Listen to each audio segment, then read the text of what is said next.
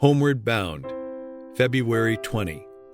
Jesus came to glorify God. For this purpose I came to this hour. Father, glorify your name. John 12, verses 27 and 28. The message of the Greeks, foreshadowing as it did the gathering in of the Gentiles, brought to the mind of Jesus his entire mission. The work of redemption passed before him, from the time when in heaven the plan was laid, to the death that was now so near at hand. A mysterious cloud seemed to enshroud the Son of God. Its gloom was felt by those near him. He sat, wrapped in thought. Then came divine submission to his Father's will. For this cause, he said, came I unto this hour. Father, glorify thy name. Only through the death of Christ could Satan's kingdom be overthrown.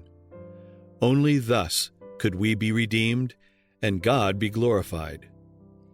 Jesus consented to the agony. He accepted the sacrifice. The majesty of heaven consented to suffer as the sin-bearer. Father, glorify thy name, he said. As Christ spoke these words, a response came from the cloud which hovered above his head. I have both glorified it and will glorify it again. Christ's whole life, from the manger to the time when these words were spoken, had glorified God, and in the coming trial his divine human sufferings would indeed glorify his Father's name.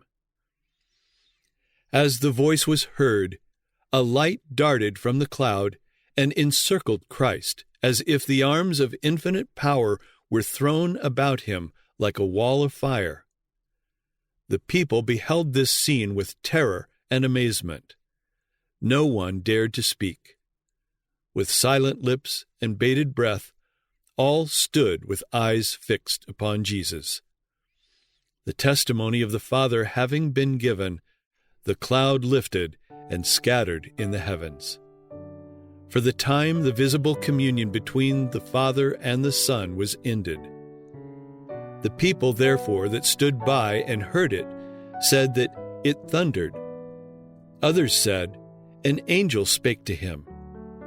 But the inquiring Greeks saw the cloud, heard the voice, comprehended its meaning, and discerned Christ indeed. To them he was revealed as the sent of God.